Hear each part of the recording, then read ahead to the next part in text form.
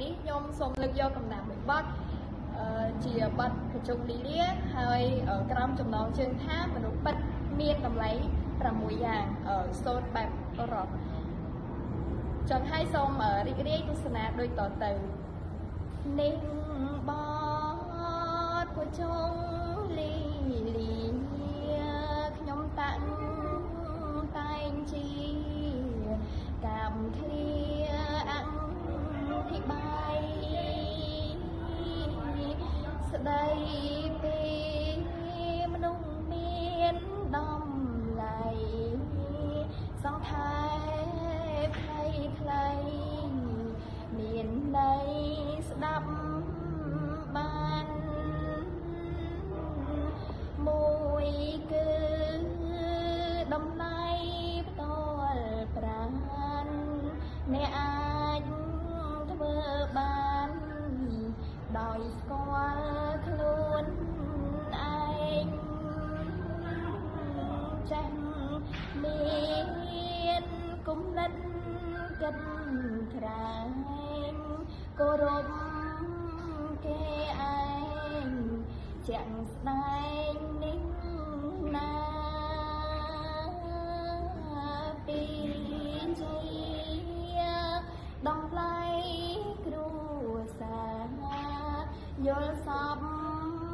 កិច្ចការរក្សាថែធួនមើលថាតំប្រពន្ធកូនដោយធាតុទាំង4គឺព្រមវិហាធរនេះពិតក្រំក្រិតបវរអ្នកមានអ្នកក្រមានជាប្រក្រតី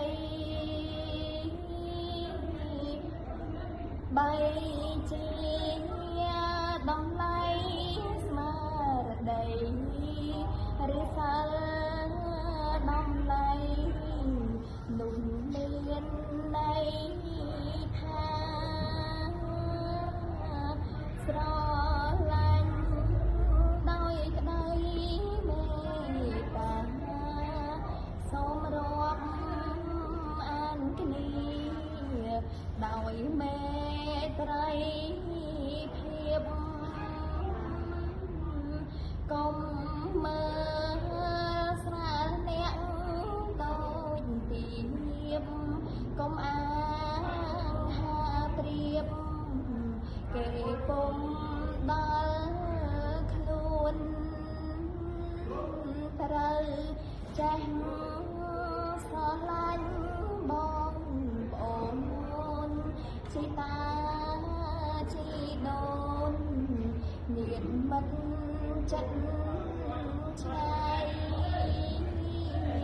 គោរពនឹងឲ្យតម្លៃរក្សាសេចក្តីទុកចិត្តនឹងគ្នា4ជាតម្លៃការងារគឺត្រូវធានាការកាន់ឲ្យជាប់រក្សាបាននៅទុំលំ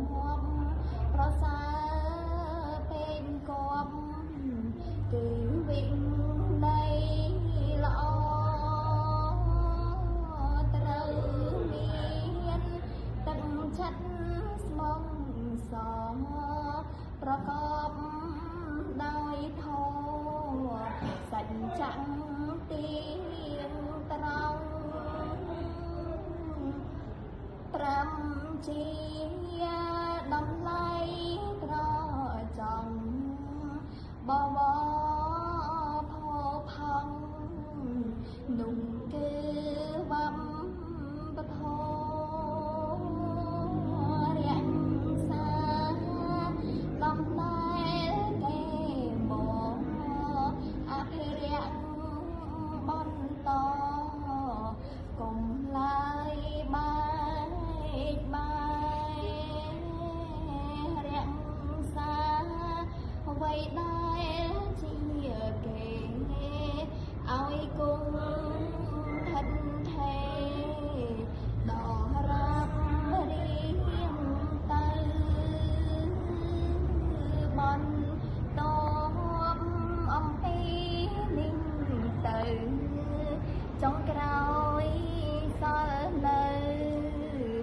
ង្គមមនុស្ស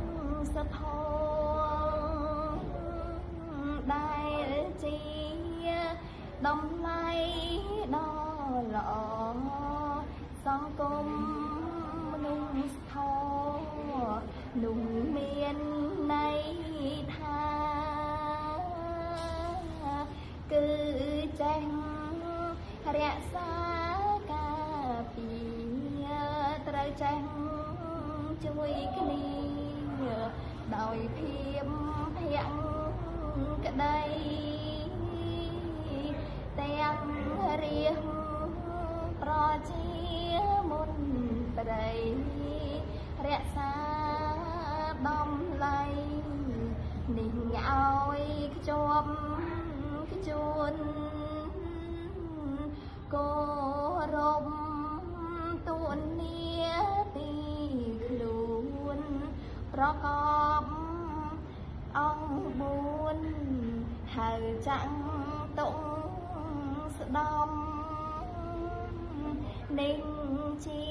អ្វីដែលខ្ញុំខំតាក់តែងរៀបចំការពិពពរនីតម្លៃទាំងអង្គនោះជាតាមវគ្គក្នុងគ្លីការជាអធិប្បាយសង្ខេប